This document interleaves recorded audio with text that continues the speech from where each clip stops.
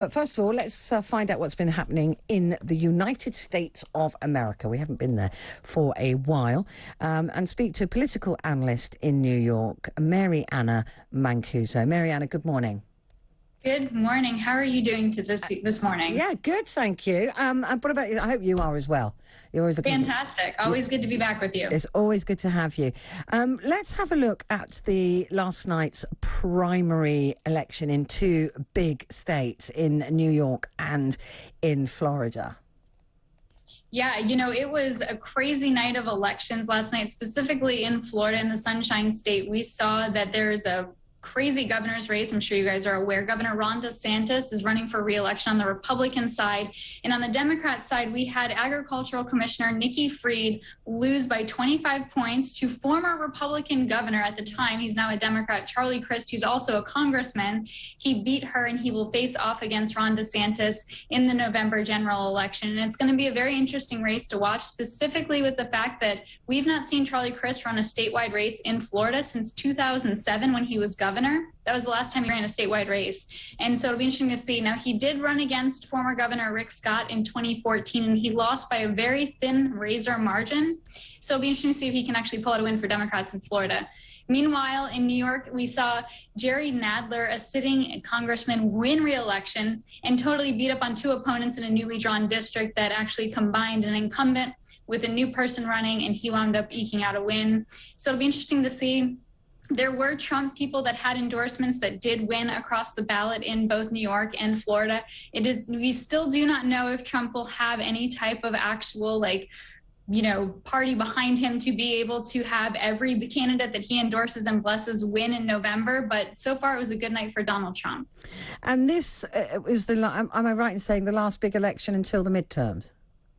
Yes. So we've all the states have had their primaries, and we're heading into the final 60-day countdown. If you can believe that. I mean, you guys, I love how Britain handles their elections. You guys call an election, you've got to run, you've got a few weeks to get it done. Meanwhile, America, we campaign for what seems like an eternity, and there's been no downtime between elections, because after 2022, we'll head right into the presidential election of 2024. Yeah, well, it seems that you only give your presidents about 100 days, and then you start the re-election process. Really? Yes, we do. And sometimes it's not even 100 days. Yeah. I mean, I can tell you right now that looking at Governor Ron DeSantis in Florida, I don't think he's going to wait out 100 days if he wins his re-election before announcing that he's going to run for president. Well, that'll be very interesting, won't it? With former President Trump, he has yet to actually say outright that he's going to run for president, but it's the worst kept secret, isn't it? It really is. It's actually the worst kept secret in America. And my sources tell me we can look for a Trump announcement of 2024 coming in the next month in September. I can't even believe we've blown through August now. But here we are, and it looks like he will be making his announcement that he's going to run in 2024. And this is really interesting because you can tell that he's looking to try and dominate the airwaves and help Republicans actually get a red wave through Congress and the Senate and take control in the midterm elections. And that's why we think he's going to be making his announcement in September. And his popularity presumably has been supported, ironically, by the FBI waltzing into his property in Mar-a-Lago and removing some documents. So it seems like he does well out of these crises. He loves capitalizing on a crisis, and he is out there peddling all sorts of misinformation regarding the FBI going into Mar-a-Lago and searching and seizing over 300 classified documents. And it's important to note that people are saying that this was a raid, and it was in fact not a raid. I spoke with your colleague Daryl Morris a while ago. It wasn't a raid. It was actually a executed search and seizure that was given a warrant by a federal magistrate judge, and it was executed completely lawfully. Yeah, I mean, they knocked on the door. They didn't kick it down, basically. No, absolutely. They completely did. And they went in and they took what they needed to take, and they're going through all the documents. And Trump is telling everyone that he is now a victim of political persecution, and he is capitalizing on that moment. The RNC, who supported him and his party, they're actually fundraising money hand over fist as a result of all of this. So he's got a lot of momentum backing him as he heads into September and looks to actually make an announcement of 2024. I mean, it is extraordinary, isn't it? The man is an absolute genius. It has to be said.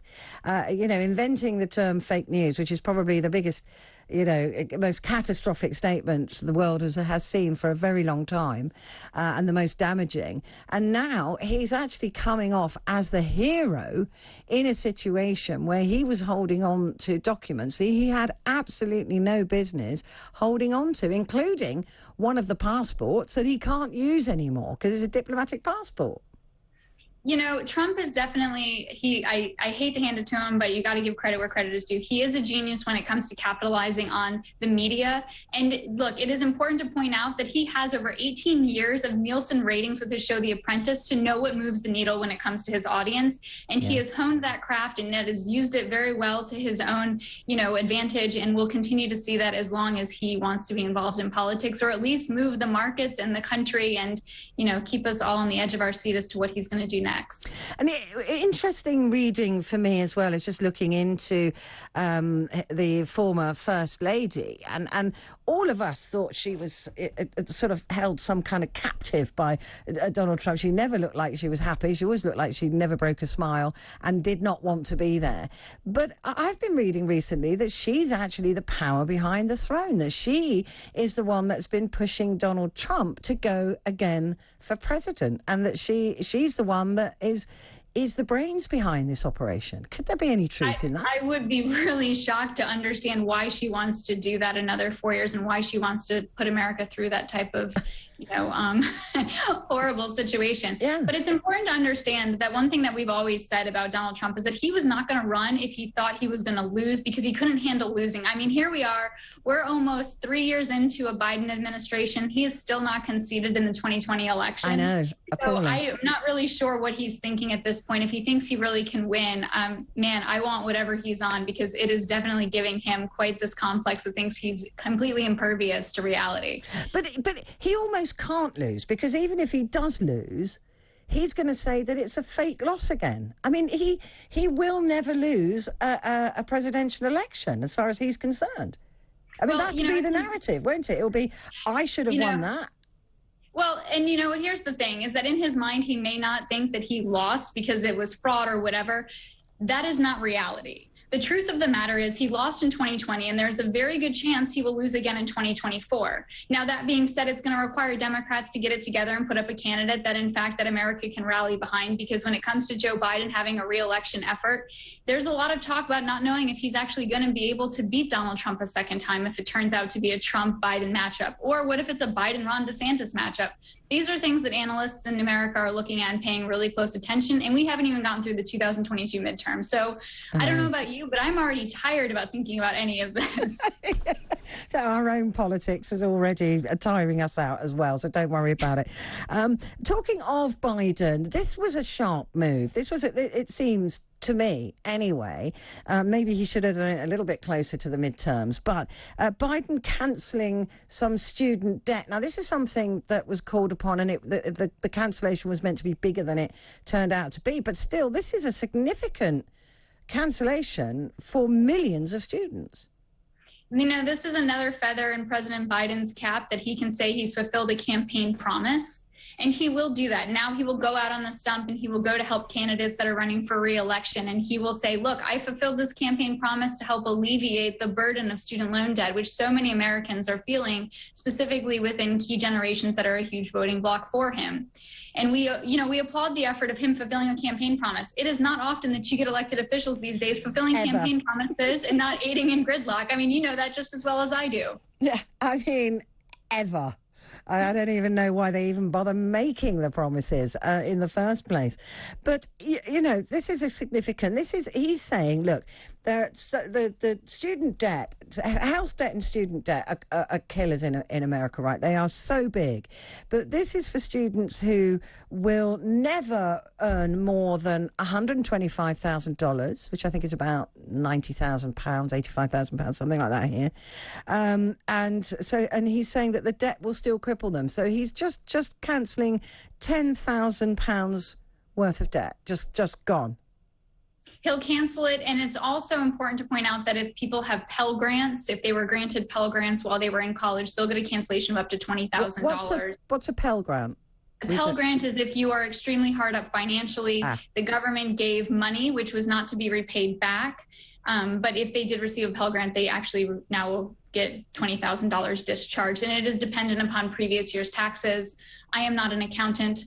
I don't pretend to be one. But the fact of the matter is that he has cashed in, Joe Biden has cashed in on a campaign promise, and this is just ahead of the midterms, which he's hoping is going to add some steam to the Democrats, which are showing a little bit lagging when it comes to the overall sentiment of being able to maintain control of the House and hopefully take control of the Senate in November. And in the view of others, is this money well spent?